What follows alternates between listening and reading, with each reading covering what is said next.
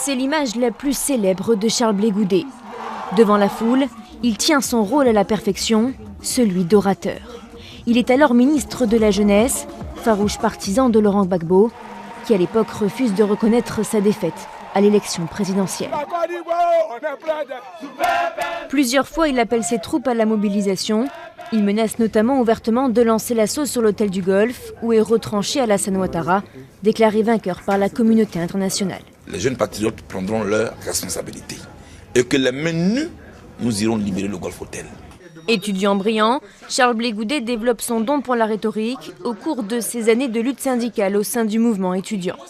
Entre 1994 et 1999, âgé seulement d'une vingtaine d'années, il est emprisonné à 8 reprises.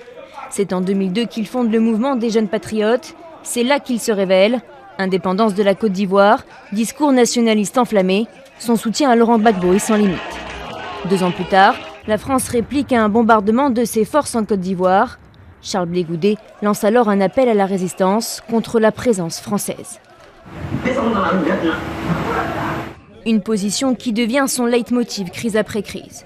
C'est la France qui a planifié, organisé toute cette crise que nous vivons en Côte d'Ivoire. Déjà en 2006, l'ONU l'accuse de prôner la violence et gèle ses avoirs à l'étranger.